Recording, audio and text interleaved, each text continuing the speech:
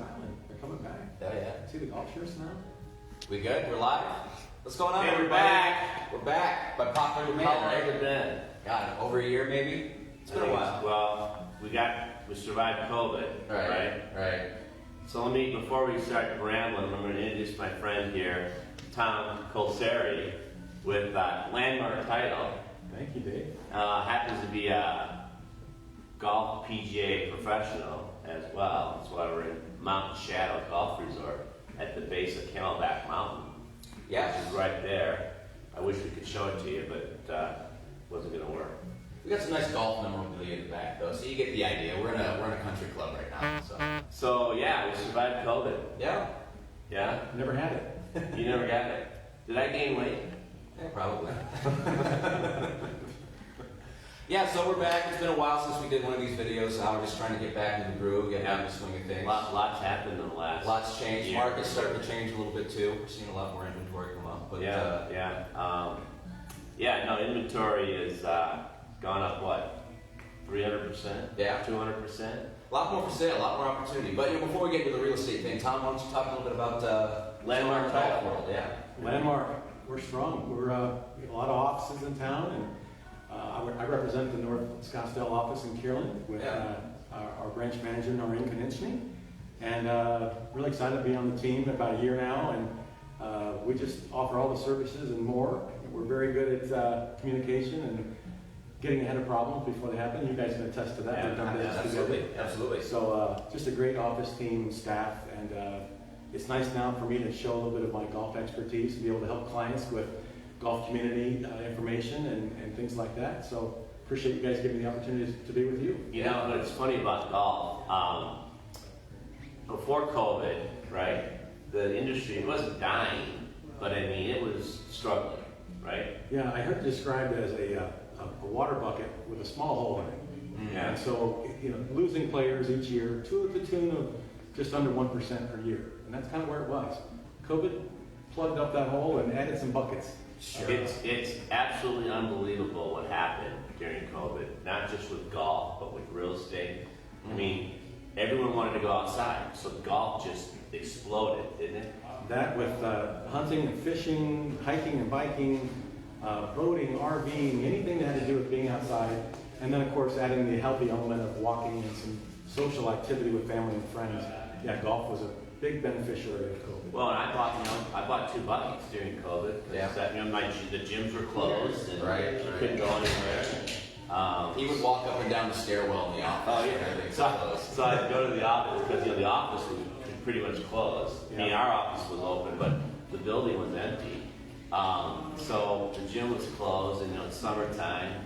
So I'd go to the office because it's 4 stories. Right. And I would go and walk up the steps, and then go around and walk down the steps, and that was my workout for I'd do for a half hour or whatever. Because it's only 105 out, right? So the gyms are closed, so you're not outside walking, you're not biking. So Right.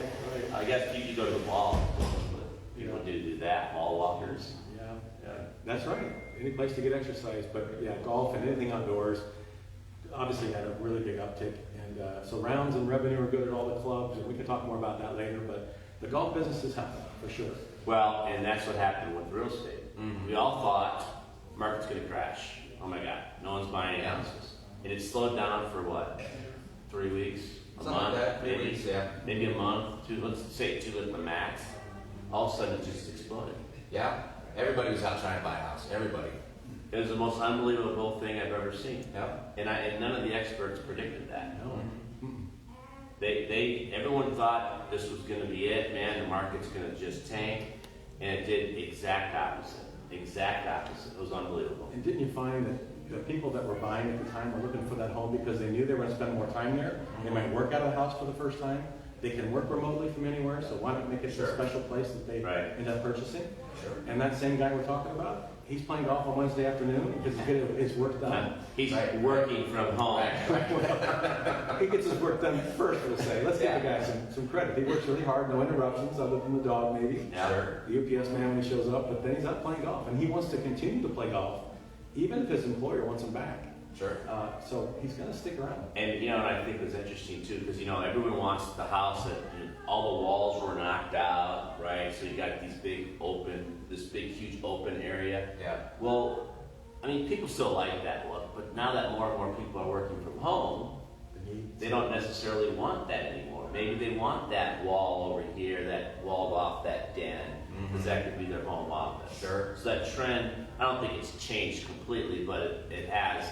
People are thinking now, well, I don't know that I want the big living room, kitchen, dining room all in one big open room anymore. Right. I want some separation because, you know, two of us are working from home and we need some space. Yeah. Right?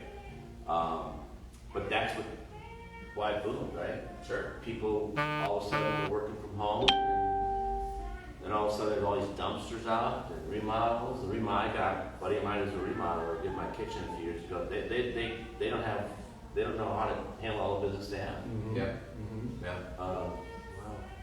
So yeah, I mean,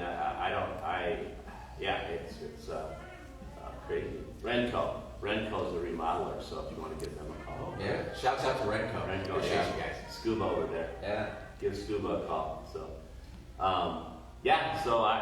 so now what's happening in the market? Now it's shifted a little bit, so like you said, we're seeing more inventory now. Interest rates are going up too, so it is kind of leveling off a little bit. There is plenty of demand for sure, but we're not seeing houses getting 15, 20 offers, 50 grand above asking, people waiving their appraisals and inspections and things like that. So it's a little more attainable to get into a house these days. Yeah, now of course the interest rates have gone up, so that scared some of the buyers. Yep. Right, that's what we got. We're 5.5% to 6%. Oh, sorry, I'm not supposed to quote rates. Talk to a lender. Talk to a lender. Sandy Creston over at Fairway Mortgage. She's Yep. awesome. But there's products out there. Maybe you do a 5-1, ARM, where the first 5 years the rates, maybe it's a point lower, and then it adjusts in a year, or a 7-1 ARM. Or that way, you figure in a couple of years, rates are going to be coming down a little bit, hopefully. I mean, no one knows. And what's the average time the length of stay in a home? Has that changed probably too? It's like 5 to 7 years. Yeah. So if you get an It's not arm, long, yeah. you're right there towards the end of it. Yeah. Right. Yeah. And you got to figure within a couple of years, rates. I mean, are we going to be back down to 3? I don't know. I mean, but it's so funny because people who wanted to buy 2 years ago said, well, I'm going to wait till the market crashes. Well, the market didn't crash. It went up 60% in the last 2 years. And now, not only that, now the rates have gone up by 2 points. Yeah. So those buyers who waited, I don't know what they're doing. Renting, I guess. Sure. Because they should have bought. And I think you still should buy. No, I mean, yeah, historically it's always made sense, right? You're losing all your money renting. That's a guarantee. But like you always say, if you buy something, there's a chance you'll get some equity. Yeah, Good chance. I mean, Good chance. Yeah. Over time, right? Right. Over time. Enough time. Over the next. I mean, we don't want these last 2 years or 3 years to continue. Nobody wants that. None of us want that. We want it to cool off, which it has.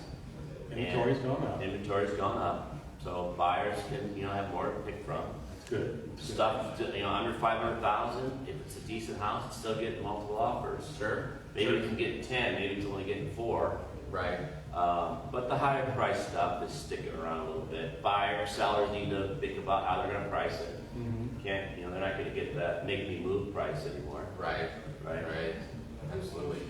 Yeah. Even my neighborhood, I'm in South Scottsdale. I'm seeing a lot of homes that have just been sitting on the market for a while. Right. In that neighborhood, you even suggested you wanted to sell your house. You had 15 people knocking down your door. Right. Well, exactly. So sellers are, a lot of these sellers who, they're trying to sell that house back to a busy street or, Power lines in the backyard. yeah, power lines in the backyard, front of a busy street. I mean, 6 months ago was the time to sell those houses. Mm-hmm. Yep. Not that they're not going to sell, but they're going to take longer. I was going to say, you put a listing up and it's like, oh my God, it didn't sell in the first 2 days. Right. What's the matter? The horror. Right. What a terrible market we're in. So now it's going to take 30 days and maybe 2 price reductions. Right. Which is a little bit more normal and realistic, and maybe it's good for the market. It's good. I think it's a good thing. A balanced market is a better one for sure. We should bring Sarah into this conversation. She knows. Yeah, we're gonna bring Sarah with the camera. Sarah Touchstone, also with Landmark Title. Hey, thanks for having me on, guys. Yeah, thanks for coming on in. So Yeah. You know, it's funny, you actually brought me in at a great point because I was working with some market stats this morning. I'm actually our social media marketing strategist and educator. So I get the pleasure of spending a lot of time with real estate agents, Lucky you. talking about what's going on. It is very lucky. It is very lucky. What's going on, where the market's going. We do some different kinds of webinars for you all, market insights, marketing matters. So it's fun to stay on top of these things. And it's funny that you actually brought up our market because I was going over stats today from about 2000 to now. So 22 years looking at our market. And the last time we've actually had a healthy market in the Phoenix area, you know when that was? oh 85. boy, Not that bad. I think it wasn't. Isn't it like around 2013? Yeah, right Oh, there. Dave knows his Yeah. stuff, guys. Yeah. That's why he's the man. It was Yeah. right about then, about 2014. Yeah. And a healthy market is about 20,000 homes Right. Mhm. Yep. of inventory, Sure. which And we have about 15,000 as of this morning. Yeah. A little So- over 15,000. Yeah. we're finally getting there. I mean, just a couple of weeks ago, we were at about 3,500. Yeah. Yeah. Not that long ago, we had a lot less than we do now, for sure. Well, yeah, all of us kept looking at the MLS numbers and going, what is going on? And then all of a sudden, like overnight, that trend changed. Yep. Overnight. Yep. It was quite amazing. But right, so we got 15,000 active listings, and that's the $1,500 mobile home and the $20 million, well, actually, where we are, we're in Paradise Valley. So the $20 million home that overlooks Kellogg Mountain, that's everything. Yeah. From here to here. Mhm. So can you imagine how much, there's a lot of crap in there. Yeah. So is it really that much? Mhm. Right. All kind of perspective. We need 22,000 Right. Yes, For we sure. really do. for And- it to be more of a balanced market. Yeah. Yeah. And we're getting there. We're getting there. It's definitely a lot easier for home buyers right now. First-time home buyers too. You know, granted, rates are a little higher, but you know, you don't need to come up with all this cash out of pocket just to get into something. Well, now you might be able to get the seller to pay your closing costs. Hey, It is. There's There's a the concept we needle haven't heard in a shifting. long I time. mean, there are agents who have only been in this business a couple of years who don't even know what seller concessions are, Yeah. who don't know, of course, how to get closing costs Right. or how to ask for a home warranty because they've never been able to. Yeah. Back in 2013, 14, 15, it wasn't uncommon to get the seller to pay you $5,000 closing costs. It was very common. yep, expected almost. Right. Right. Sure. How would you say the luxury market has changed?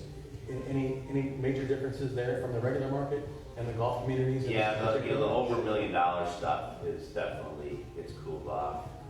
Especially now with, the stock market not doing so great. Those buyers are, kind of a little bit skittish because of that as well. But yeah, there's more to pick from. I actually have a funny story about the million or multi-million-dollar market. I had an agent who had a client that was in the market for a 4.5. Okay. So We all love that price. we love working with clients like that. Average luxury home? And Yeah. he was looking right before the shift in the market. So that was his price point. He ended up negotiating a 4.5 down to a 7 or a 2.7. Oh my goodness. Wow. Yes. Wow. That's impressive. So that's kind of, now that may be a totally isolated incident. Right. Sure. Right. However, when we see these things in the market, we do kind of go, Right. Yeah. Things that make you go, Yeah. will that happen again? Right. Don't know, but we are seeing huge price reductions. We Maybe are. not to the tune of, More $2 than million. more than we've seen, in Oh yeah. for 3 years. Yeah. Right. Yeah. Yeah. List prices going down was unheard of for a very long time. So. Right. It's nice to see things shifting a little bit, huh? So, but I don't think anyone should let these interest rates scare them, because there are creative ways to get around that with like the adjustable rates. I mean, you could do an interest only. There are some other creative programs out there. That's why it's important to talk to a good lender. So give Sandy Preston Shouts out to Sandy. and For for the tag on this. and of course, you want to use a good title company as well, landmark title. Thank you for that. Absolutely. He's lovely.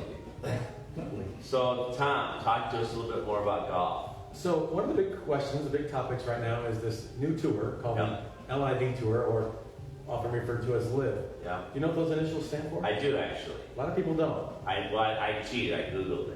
Well, that's true. But That's what I was it actually isn't a word at all. It means nothing other than the number 54. So that the LIV is the Roman numeral rule 54. right? And 54 has two references. Number one, they only play 54 holes of golf on that tour. Yeah. Normal school they play. 4 rounds, that's 72 holes. holes. So it's one less day, less holes. And the second thing is, if you took a birdie on every hole for a championship course that's a par 72, the number would be 54. 54, right? So that's where that comes from. The real big question really is it a threat to the PGA Tour? Right. Is it a force to be reckoned with? Well, by the sheer dollars alone, it is Yeah. a force to be reckoned with.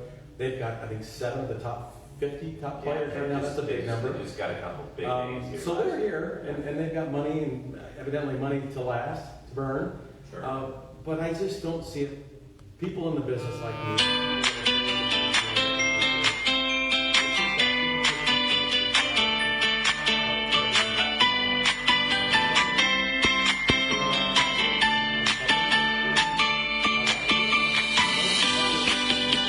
Because they run out of money.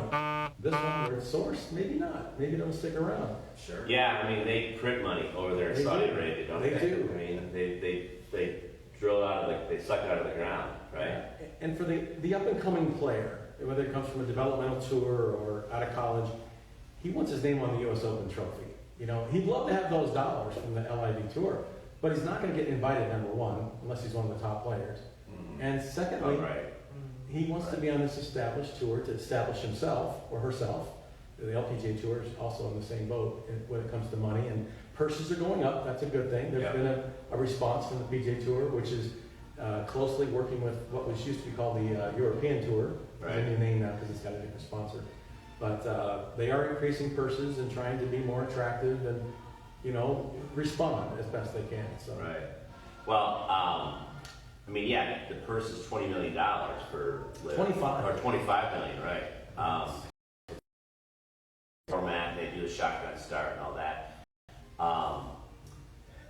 But I can see some of these guys, they play 8 tournaments a year, and if you got a wife and a couple of kids, and it's like, I don't want to grind every week on, And they'll say it's not about the money, but oh, it's always about the money. and you know what? But I will tell you this, to give fairness to that other side of the coin is the life on tour. You've heard of a traveling salesman who's never home, whatnot, Yeah. and how difficult Yeah. that is. Yeah. Multiply that by 100. The Oh, life on tour is brutal. No, it's a grind. Every Those single guys week. are gone every week. And they don't Yeah. have great marriages, and they don't have, they also have. What I mean is, it's very challenging Sure. Right. to, Yeah. to have the balance for that job. There's a lot of money in that job, and they forfeit that other part Yeah. to make money playing golf. You think about some of the young kids on tour who don't have a private, G6 Oh, man, to fly around in. That's the life they ought to show. They got to get in their car and drive across country, or I don't know. I'm sure a fair amount of them still do that. Would you believe the very first, I didn't play a lot of professional events because I ran out of money quick. But would you believe the first tournament I played in was called the Valdosta Open, Valdosta, Georgia, just north of the Florida border. And there was 2 of us traveling, and we could only really afford 1 room. And when my buddy went to check in, he found out that if there's 2 people, they charge another $35 or $40 a head. So you had to sneak in. One of us hid. we drove through like the drive-through movie. We hid underneath so they couldn't see us, and then got into our room to save $35. That's the life on tour. Yeah, that's the real life on tour, right? Well, maybe in the future, Tom's going to give us some tips. How about a grip tip? real Let's quick? use our lovely model, Ooh, Sarah. good. Well, I'm a beginner, so I could use all the help. So Sarah, basically, it's no different than if you're to shake somebody's hand you're going to shake the club's hand. Shake the club's hand, and that's pretty much how you hold the club with your right hand. Your left hand just kind of sneaks underneath the right with the thumb going in the palm of the hand. And the palms basically are opposing each other. And this hand would be a little bit more on the shaft like this. There you go. All right. Oh, okay. There you go. Like I shake Are your hand. are you an overlap guy or a? You know, I'm an overlap, but That's for right. many years that's what we call the 10-finger grip. Oh, you All the 10 baseball fingers. grip. Yeah, baseball with Okay, 10 fingers. yeah. And I still like that one for beginners because you have a little bit more control, and most people are right hand dominant, so they have more they feel more comfortable with all their fingers on the club. Yeah. And she's doing the interlock right now. Let's show them that one. Yeah. That Right, sure is right. more Yeah. comfortable, right? Yeah. You guys on tour do the baseball grip? There have been a couple, and you know, interesting about the grip, and this was kind of new to me. The gentleman who just won the U.S. Open, Fitzpatrick, Yep. who also won the U.S. Amateur at the same golf course, it's Brookline, the country club of Brookline. He actually hit chip shots cross-handed. He's been experimenting with for years, and he hit in competition a cross-handed chip shot. Did he really? Look that up. It's really. I'm like, when I first saw him, I'm like, did he just hit that cross-handed? Yeah. And he did. And he hit it. I think he knocked it in the hole. That's how well it worked. So look that up. Yeah. YouTubers. You know, I think, and you know, what a really good shot is the foot wedge too. Oh, show us how that one works, Dave. You've ever hit that one before? I've never hit it, but I've actually seen people do it. So the old foot wedge, or teeing it up in the fairway, you know, or the rough. You know, like you don't. I had a buddy of mine in high school that did that. He hacked it around, all of a sudden I see him put a tee in the ground in the rough. I didn't care. You know, to that point, if you're a new player and you want to learn how to play golf, don't worry about the rules right now. Go out and have fun. Yeah, if it makes sense to tee it up, or have your hands cross-handed, or play any way you want to do it, just go have fun. That's the most important. You can learn the rules when you want to get better, and you can learn things that might matter, but the most important thing is just get out, give it a shot, have some fun, see a PJ professional, they can help you with the basics. But get out there and just enjoy the And outdoors. come out here to Mountain Shadow Golf Resort. It's a 18-hole par 3. That's correct. I mean, they're all par 3s. Yeah. So this is a great spot for, well, it's good for anybody. First of all, it's a renovated hotel, brand new, by the developer West Rock, who also has the Westward Ho, so it's got a retro feel to Yeah, it. it's But a it's neat spot. brand new, it's gorgeous, the views, I wish we could have shown you, but it's one of the best views of Camelback Mountain in the valley. Yeah, And and I- I go back mountains right there. I guess we could try to show it, but Yeah. but yeah, We'll post some photos for you guys. There you go. yeah. So well, anyway, so we're back. Yeah. I don't know how often we're gonna be back, but we'll be back. We'll be more consistent, you know, maybe do some more on location you know, shots like this. If you guys want golf tips, do the DM thing. Yeah, slide in the DMs, just comment, like, share the What video. would you like to hear, or what Hey. golf tips would you like to have? Get you in touch with Tom and everything. And we'll, Hey, on a serious note, we have a lot of golf experience on this. I know we can be of help, and there's a lot of people that have questions about the game, the golf communities, the status of private golf clubs right now, which are all full, yeah, they're all that kind of full. thing. So if you have any questions about that, please reach out and let us know. Ask Dave or myself, and we'll help you with that. I mean, so Tom took me out to Maribel, which I appreciate. Very many members, and no, it's not easy to get into that club. They've never had a problem with money there, but no, they have a small membership, and even those members are limited on how much they can play. Oh, really? Even Yeah. small, they still limit you. Uh-huh. Wow. Wow. Well, Tom's gonna get me out there one of these days. Oh, great. Why don't you just reach out? The pressure's on. I'm gonna reach out for the stars. Why don't we go to Pebble in Cyprus while There we're we at go. it? Let's do- Well, sure. Yeah, we can get that in for a weekend. So, Get that going. all right. Thanks for the opportunity to be with you. Yeah, Yeah, no, appreciate you guys thanks coming for on. doing Thanks for this. helping set us up and everything. We appreciate you guys.